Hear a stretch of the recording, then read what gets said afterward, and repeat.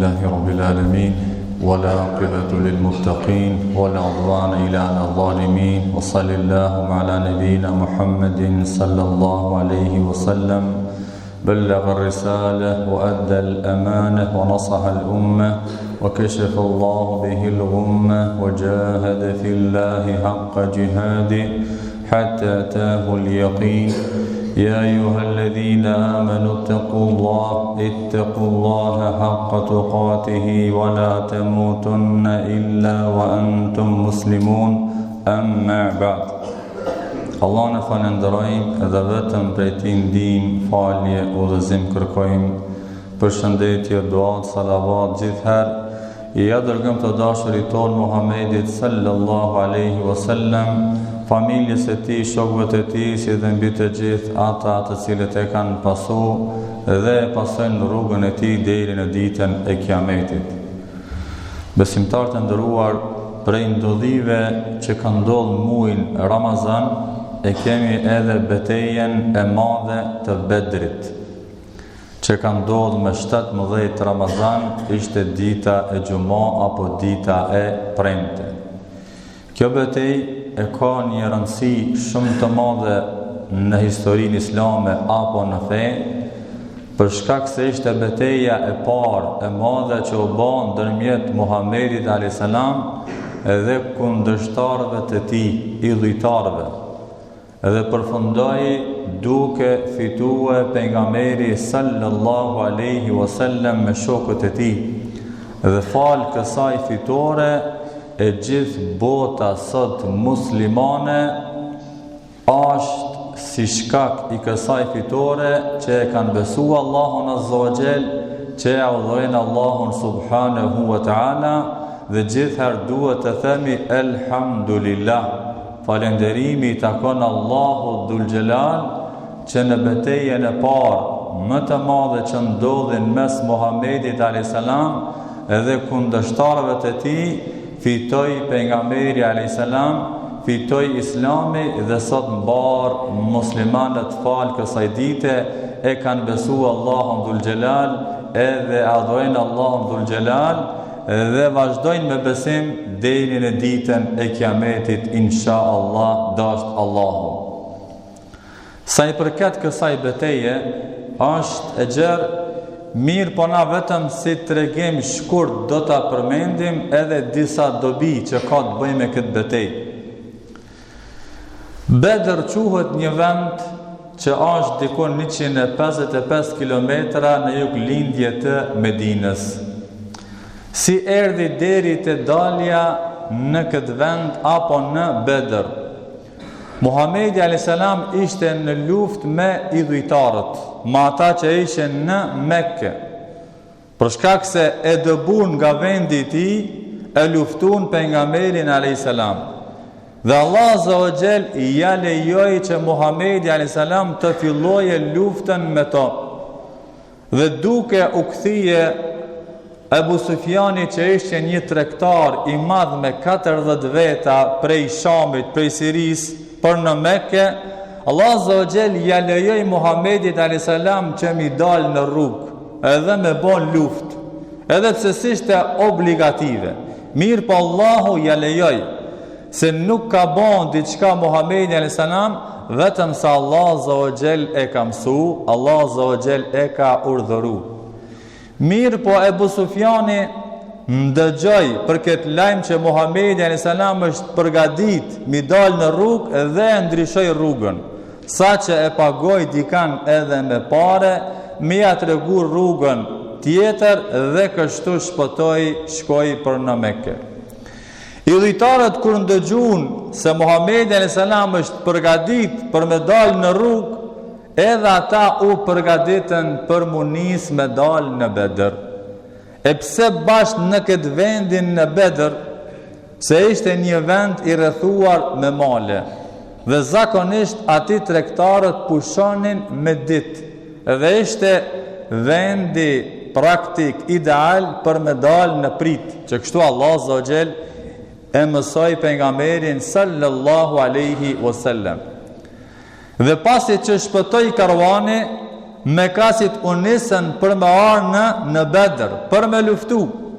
Dhe kur ndëgjoj Muhamedi a.s. sa ata janë përgadit, atëherë u konsultue me shokët e vetë, duke ju thonë, çfarë po thoni o ju shokët e mi? Edhe me muhaxhirët që ishin të ardhur musliman nga Mekka, që ishin vendosur në Medinë, edhe nga ata që ishin Medinas ensarët. Çka i thanë shokët muhaxhirët Muhamedit a.s. I thanë i dërguari i Allahut, përderisa ata janë përgatit dhe janë nis me ardh, na nuk jemi sikur se Beni Israilët, pra çifotët që i kanë thonë Musait a.s. ti shko lufto me Zotin tanë, kurse na rrina këtu. Jo, na kina me luftue bashk me ti, deri në vdekje.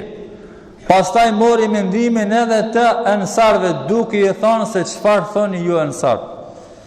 I thonë i dërguari i Allahut, nëse na thue që na me hi edhe në deti, pas teje kena me hi edhe në det me luftue. Dhe nuk më poshtemi.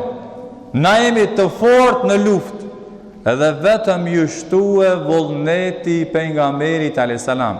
Dhe këtu e shohmi edhe mençurinë, drejtësinë e Muhamedit a.s. që u konsultue me shokët e vetë. Dhe gjithherë duhet mu konsultue, sidomos me njerëzit që janë për mu konsultue.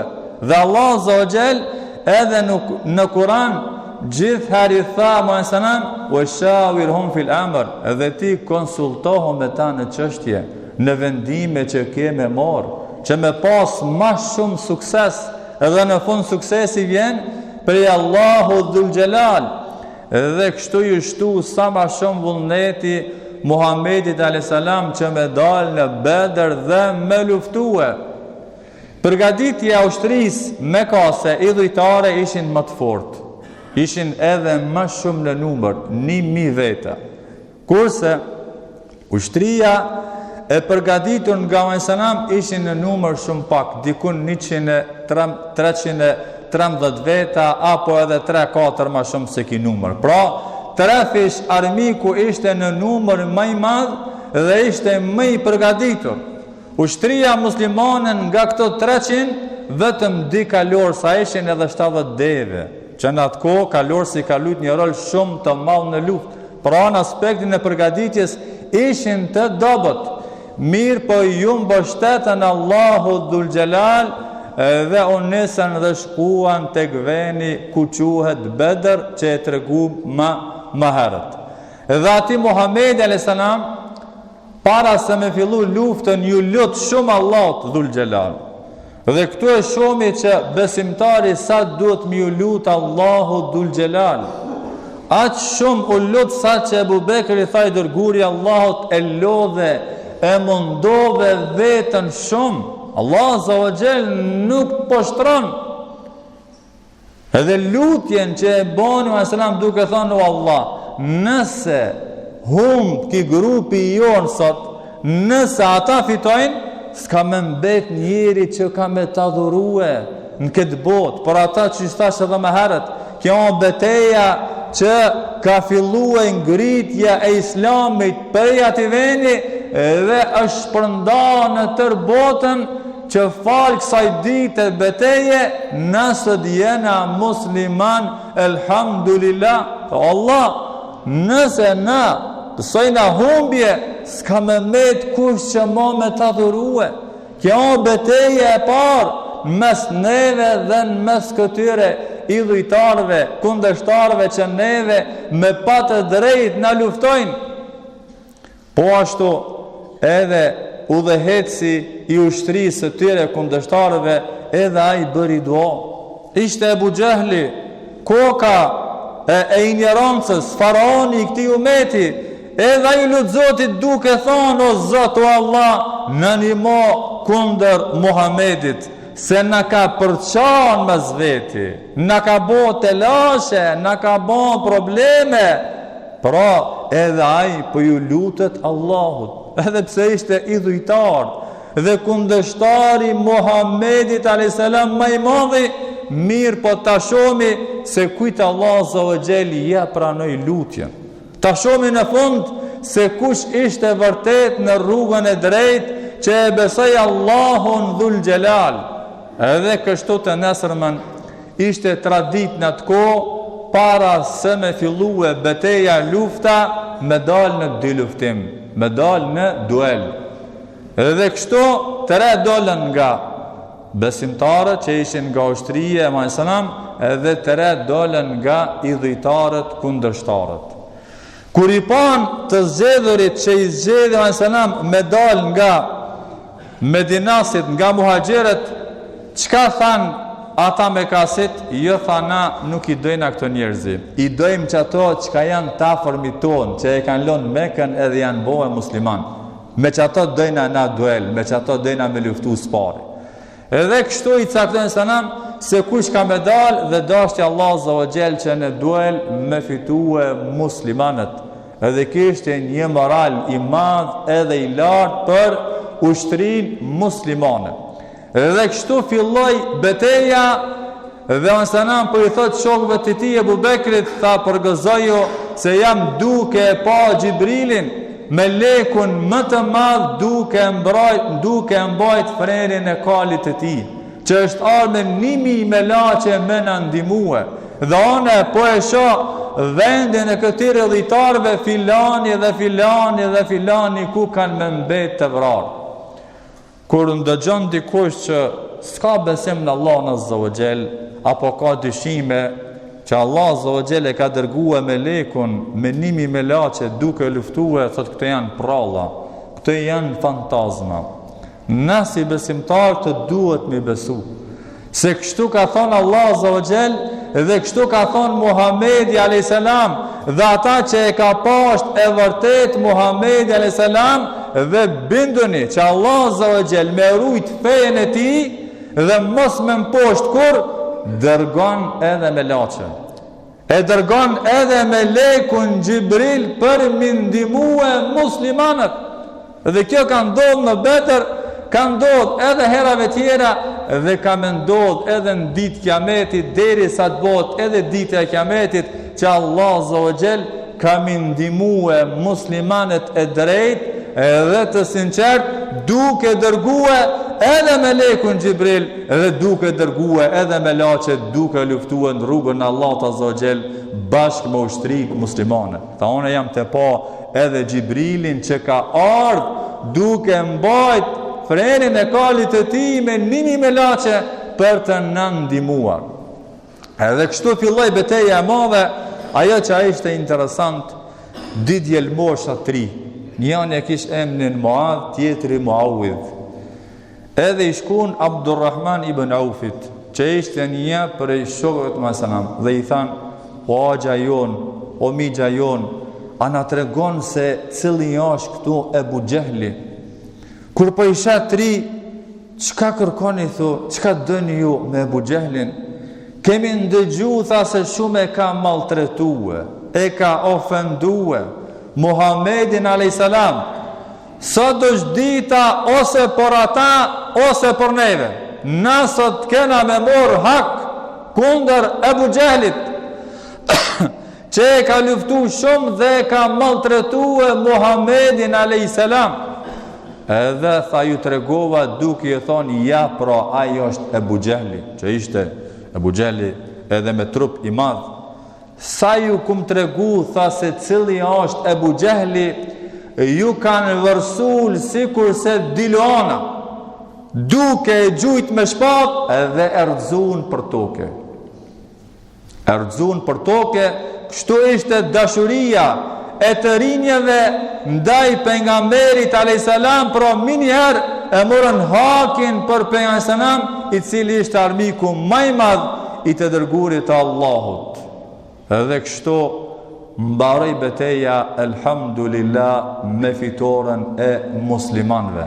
Në këtë betejë 14 vetëm nga muslimanët ranë shahida, kurse 70 nga ushtria e armikut të vranë dhe 70 u nxun rob. Pasi që përfundoi betejë, Muhamedi a.s. e kishte 3 ditë që me nejt në atë vend edhe disa ditë. Këtu nejti 3 ditë. Me shiku se çfarë ka ndodhur, me shikue edhe ushtrin e muslimanëve, si e kanë gjendjen, çka po ban pastaj armiku e kështu me radhë, dhe tha, apo shikon dikur se çka ka ndodhur me Ebu Gjehlin. Abdullah ibn Mesudi ishte prej muhaxhirëve që ka jetuar në Mekë dhe ka bë migrim në Medinë. Shkoi dhe e pa Ebu Gjehlin që ende ishte gjallë, që thëmë na të dhonë shpirt.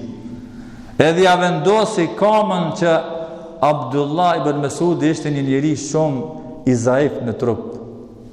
Ishte i hollë. Dhe ja vendosi kamën në qafën e tij dhe duke i thonë, o Ebu Gjehel, kush fitoj sot? Kujna Allahu ja pranoj lutjen.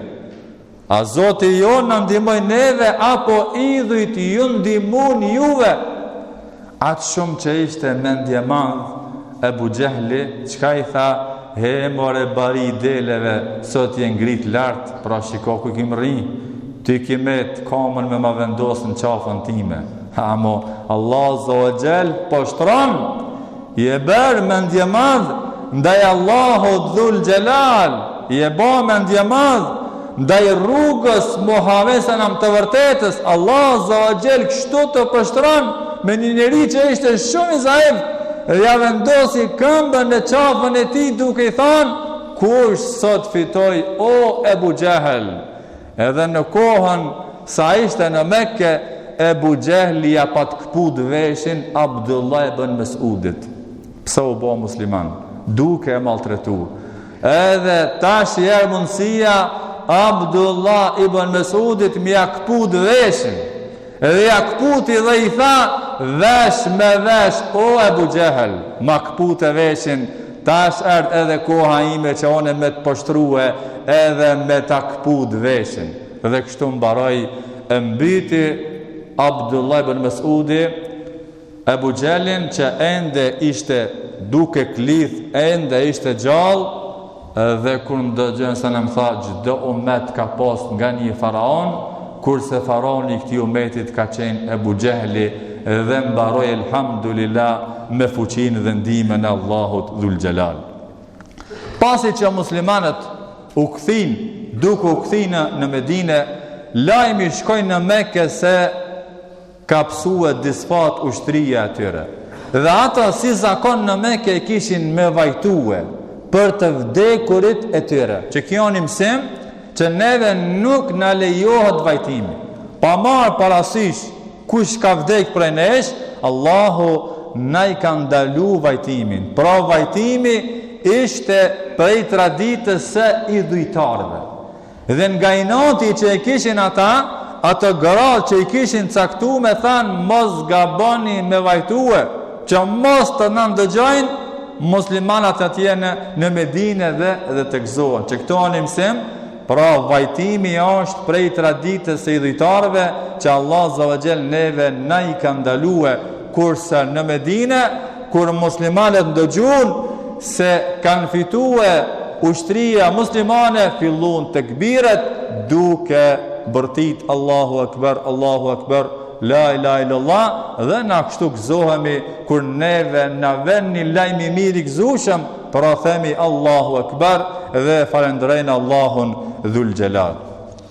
Po ashtu, gjatë kthimit në Medinë, Muhamedi alayhis salam, pasi që ata të vrarit 70 të idhujtarëve mbetën të vrarë me një pust në Bedër, Muhamedi salam po i drejtohet secilit me emër të tij dhe emër të babait të tij, duke thonë, o filani biri filanit, a e gjetët ata që ju e kërkuat?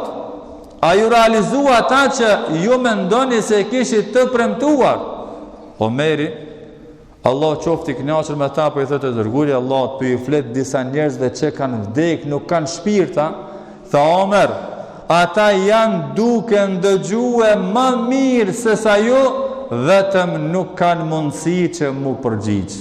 Nuk kanë mundësi mu përgjigj, mirë po janë duke ndëgju këtë thirrje që oni jam duke e bërë për ta. Dhe duke u kthi në Medinë, edhe 2 apo 3 prej idhujtarëve dha urdhër që të mbiten që nuk e meritonin ata mu falë. Pastaj, kur erdhën në Medinë, ishin 70 të burgosur, apo të nxënë rob. Dhe kjo ishte hera e parë në ushtrinë muslimane që me nxënë rob të luftës dhe nuk dishin se çfarë me bërë. U konsultua me shokët e tij. Ebu Bekri dha propozimin që me lirue me shpërblim, ata me pagujt vetën. Kurse Omeri ishte pak më i ashpër. A kjo betejë e parë që na kemi fitue dhe mu ma le filanin edhe unë va baj hallin atyndve. Mirë, po e mori propozimin e Ebu Bekrit. Keni mu liru, tha, disa me shpërblim, keni me pagujt vetën. Kurse disa të tjerë që e dishin shkrim leximin mirë, keni më mësu, tha, njerëzve, atyreve që djemve në Medinë nuk e din shkrim leximin, keni më mësu e shkrim leximin, pastaj ju lirojmë. Që kjo do të thot edhe çfarë rëndësie i ka kushtue dijes Muhamedi a.s. Pra i shfrytëzoi se kishin nevojë musliman për dijen e tyre, dhe kjo është mësim që nëse bie një rob në mesin e ushtrisë muslimane dhe muslimanët kanë nevojë për ta që me mësu që nuk e din, nuk o të lashe që me shfrytëzue edhe me bua ta me kthim si shpërblim për ta që me mësu muslimanëve ata që nuk e din. Pra, disave ju tha, me mësu djemve të ri që janë në Medinë shkrim leximin dhe pastaj ju lirojmë. Edhe ajo që ka ndodhi, këtu e interesant, unë nxo rob edhe dhëndri i pejgamberit a.s. Ebu el-As, ishte në atë kohë idhujtar. Dhe Zejnebja e kishte burr, ishte vajza e Muhamedit që ende ishte në Mekke. Edhe asaj i arkesh për burrin e saj. E dërgoi gjerdanin e saj si shpërblim për me dhonë për ta dhe për me lirue.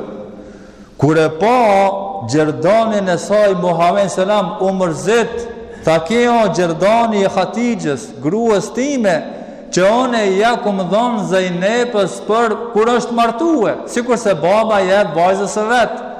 Atëhere i tha shokëve të vetë, a ka mundësi që këtë gjerdan me jakthije vajzësime pasi që ka qenën i Hatixhës, dhe kështu pranun shokët e Muhamedit dhe e liruan Ebu el-Asin, mirë po me kush tha që ti me lirue bijen ti me Zejnebën që më arë në Medinë. Për shkak se ende nuk ishin marrëveshje që kush e pranon islamin me kasit me lirue më arë në Medinë, atëherë e pranuan këtë kusht, e liruan edhe ai me lirue bijen Zejnebën që ishte e Mesenam që më ardhen në Medinë. Kështu pra përfundoi edhe lufta dhe diçka që është edhe me rëndësi, ishte edhe plaçka e parë e luftës që e nxoni Muhamedi a.s.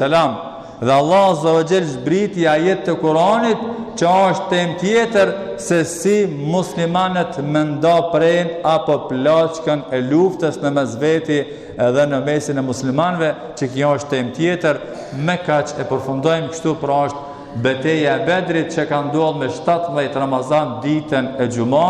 Allah i shpërblef të gjithë ata sahab, ata besimtar që kanë luftue dhe që thash kjo ka qenë betejë e parë që ngrit themeli i shtetit islam, dëvërtetës, dhe na sot e adhurojnë Allahun dhul xhelal. Aqulu qawli hadha astaghfirullaha li wa lakum.